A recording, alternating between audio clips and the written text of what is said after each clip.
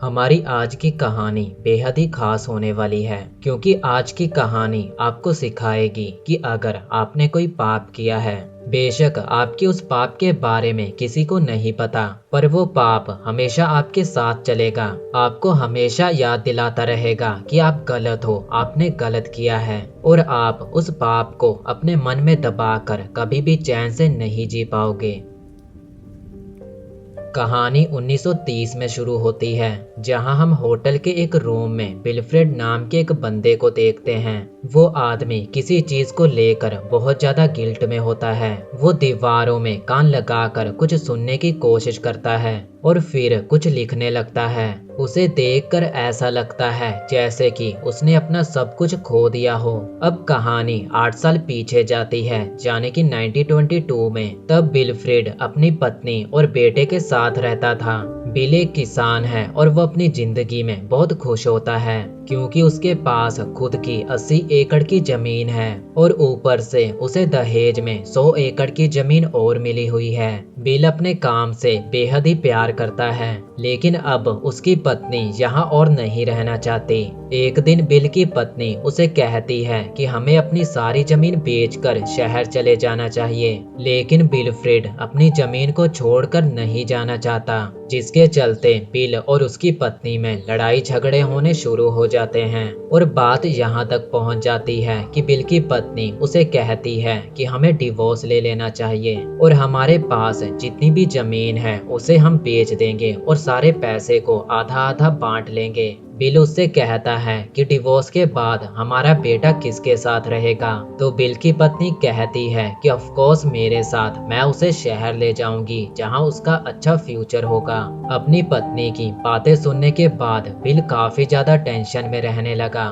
वो अपनी जमीन और अपने बेटे से दूर नहीं होना चाहता था, तो वो एक फैसला करता है और अपनी पत्नी को ही मारने का सोच लेता है, जिससे उसकी पत्नी की जमीन भी उसके नाम हो जाएगी और फिर उसका बेटा भी उसके पास ही रहेगा। एक दिन बिल देखता है कि उसका बेटा एक लड़की के साथ, जो कि उसी के पड़ोस में रहती है, वो उसके साथ बेसमेंट से बाहर निकलता है, लेकिन बिल उसे कुछ भी नहीं कहता, बल्कि वो अपने बेटे को अपनी पत्नी के खिलाफ धीरे धीरे भड़काने लगता है। वो उसे कहता है कि अगर तुम्हारी माँ को तुम्हारी गर्लफ्रेंड के बारे में पता चला तो वो तुम दोनों को अलग कर देगी, पर मैं ऐसा नहीं चाहता। मैं तुम्हें खुश देखना चाहता हूँ। मैं चाहता हूँ तुम्हें वो हर चीज मिले जिससे तुम्हें प्यार है, लेकिन तुम्हारी माँ हमारी सारी जमीन को बेचकर तुम्हें शहर ले जाएगी और फिर तुम हमेशा के लिए अपनी गर्लफ्रेंड से दूर हो जाओगे। इसलिए मैं चाहता हूँ कि तुम मेरा साथ दो ताकि हम तुम्हारी मॉम को ही रास्ते से हटा सकें। बिल का बेटा भी अपने पिता का साथ देने के लिए तैयार हो जाता है। अब एक रात बिल अपनी पत्नी से कहता है कि उसने फैसला कर लिया है, वो अपनी सारी जमीन को बेच देगा। ये सुनकर बिल की पत्नी बहुत ज्यादा खुश हो जाती है और वो बहुत ज्यादा शराब पी लेती है। शराब के नशे में वो अपने बेटे को कहती है कि मुझे तुम्हारी गर्लफ्रेंड के बारे में सब पता है, और वो उसकी गर्लफ्रेंड के बारे में बहुत बुरा भला बोलती है। उसने इतनी ज्यादा शराब पी रखी थी कि उससे चला भी नहीं जा रहा था, तो बिल उसे उठाकर कमरे में लेकर जाता है और फिर वो अपने बेटे के पास जाता है और उसे कहता है कि हमें आज रात ही तुम्हारी माँ को मारना होगा।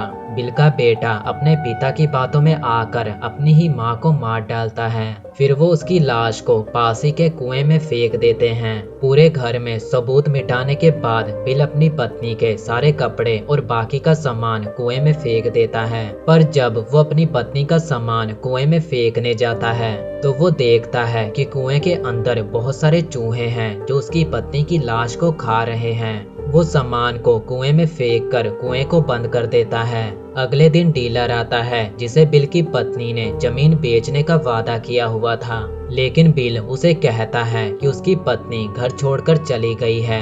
बिल ने पूरी कहानी बना रखी थी कि बिल और उसकी पत्नी की बिल्कुल भी नहीं बनती थी, जिसके चलते बिल की पत्नी अपना सारा सामान लेकर घर छोड़कर चली गई। डीलर कहता है कि वो एक बार घर में देखना चाहता है, लेकिन बिल उसे धमकी देता है कि अगर तुमने ऐसा करने का सोचा भी तो ये तुम्हारे लिए अच्छा नहीं होगा।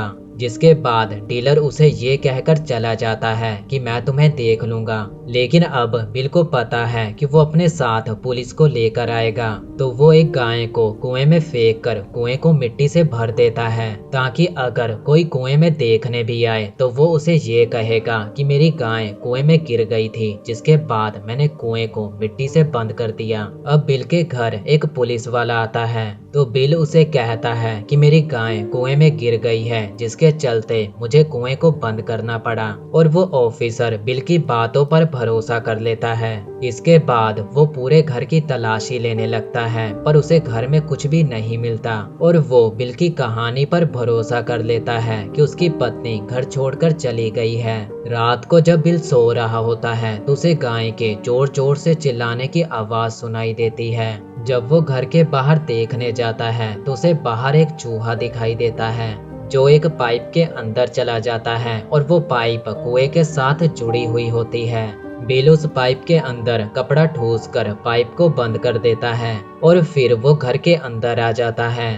घर के अंदर आते ही वो अपनी पत्नी का साया देखता है, लेकिन जब वो लालटेन को उसकी तरफ करता है तो वहाँ पर उसका बेटा खड़ा था। अगले दिन बिल का बेटा उसे कहता है कि उसकी गर्लफ्रेंड प्रेग्नेंट है, मुझे उससे शादी करनी है, जिसके चलते मुझे पैसे चाहिए। लेकिन बिल अपने बेटे को पैसे देने से मना कर देता है, क्योंकि उसके पास पैसे होते ही नहीं। और वो अपने बेटे को कहता है कि अभी तुम्हारी उम्र शादी की नहीं है। अब बिल और उसके बेटे में भी झगड़े होने शुरू हो जाते हैं। कुछ देर बाद उसी लड़की के पिता बिल के पास आते हैं और बिल को कहता है कि आज मेरी बेटी की जो भी हालत है वो तुम्हारे बेटे की वजह से है, और अब मैं उसे शहर भेज रहा हूँ ताकि जब उसकी डिलीवरी हो तो उसके बच्चे को अडॉप्शन के लिए दे दिया जाए, और ये सब करने के लिए जो खर्चा होने वाला है उसके लिए आधे पैसे तुम्हें देने होंगे। और वो बिल को कहता है कि मुझे पता है तुम्हारे पास पैसे नहीं है, लेकिन तुम्हें पैसे देने ही होंगे, चाहे उसके लिए तुम्हें अपनी जमीन ही क्यों ना बेचनी पड़े। अब अगले दिन बिल बैंक जाता है, जहां उसे बताया जाता है कि उसकी जमीन के बदले उसे $750 दे दिए जाएंगे। बिल उस आदमी को कहता है कि एक बार मैं अपने बेटे से बात कर लूं, उसके बाद मैं आपको बताता हूँ। जब बिल अपने बेटे से बात करने के लिए बाहर आता है तो वो देखता है कि वहाँ पर उसका बेटा है ही नहीं। उसका बेटा गाड़ी लेकर वहाँ से चला गया था और उसने बिल के लिए वहाँ पर एक नोट छोड़ा था, जिसमें लिखा था कि मैं अपनी गर्लफ्रेंड को लेकर यहाँ से जा रहा हूँ, और अगर आपने मुझे ढूंढने की कोशिश की तो मैं पुलिस को मॉम के मर्डर के बारे में सब बता दूंगा। अब बिल घर आ जाता है, जहाँ वो पूरी तरह से अकेला होता है। पूरे घर में उसे अजीब सी चीजें दिखाई देती हैं। वो देखता है कि छत से खून टपक रहा है, असल में वो पानी होता है। उसके घर की हालत काफी ज्यादा खराब हो चुकी थी, तो वो बैंक से लोन ले लेता है ताकि वो उन पैसों से घर की मुरम्मत करवा सके। एक दिन एक चूहा बिल के हाथ पर काट लेता है। बिल अब बहुत ज्यादा परेशान रहने लगा था। पूरी फैमिली उसे छोड़कर जा चुकी थी और अब उसने बैंक से लोन भी ले लिया था। उसका हाथ पूरी तरह से जख्मी हो चुका था, तो वो उस पर पट्टी लपेट लेता है। अपने गम को भुलाने के लिए वो शराब पीता है। ऐसे ही कुछ दिन बीत जाते हैं और अब उसके हाथ का इन्फेक्शन और भी ज्यादा बढ़ चुका है। वो डॉक्टर के पास जाने के लिए घर से निकलता है, पर बाहर बर्फीला तूफान आया हुआ था और बर्फ के चलते उसकी गाड़ी भी स्टार्ट नहीं होती, तो उसे फिर से घर के अंदर ही आना पड़ता है। बिल पूरी तरह से अकेला है और उसके हाथ में भी बहुत ज्यादा दर्द है। वो अपने दर्द को भुलाने के लिए फिर से शराब पीता है। तभी उसे दरवाजे के बाहर अपनी पत्नी खड़ी दिखाई देती है। वो काफी ज्यादा डर जाता है और बेसमेंट में चला जाता है, लेकिन उसकी पत्नी वहाँ भी आ जाती है और उसकी पत्नी के साथ बहुत सारे चूहे भी आ रहे होते हैं। बिल अब थक चुका था, तो वो अपनी पत्नी को कहता है कि मुझे मार दो, लेकिन उसकी पत्नी उसे कहती है कि अब हमारा बेटा भी इस दुनिया में नहीं रहा। जब वो दोनों यहाँ से भागे तो उन्होंने चोरियां करनी शुरू कर दी, और एक दिन चोरी करते हुए एक आदमी ने हमारे बेटे की गर्लफ्रेंड को गोली मार दी। हमारा बेटा उस गम को सह नहीं पाया और उसने भी अपनी जान दे दी। ये सब सुनने के बाद बिल बेहोश हो जाता है। जब उसकी आंख खुलती है तो वो खुद को हॉस्पिटल में पाता है और उसके एक हाथ को काट दिया गया था क्योंकि उसके हाथ का इन्फेक्शन बढ़ चुका था।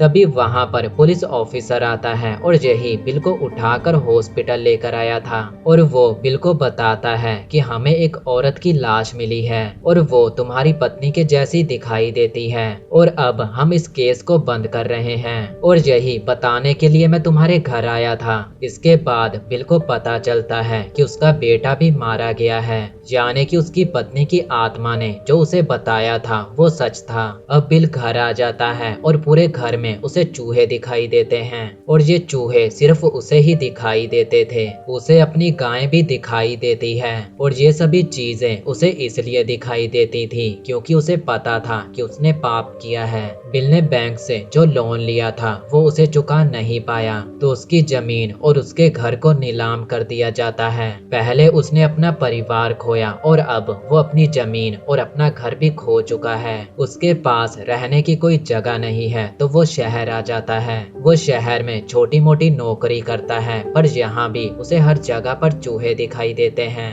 बेशक उसके अपराध के बारे में किसी को नहीं पता, उसकी पत्नी के केस को बंद कर दिया गया है, पर अब उसे अपनी गलती का पछतावा है और अब वो इस पाप के बोझ के नीचे पूरी जिंदगी नहीं जी सकता।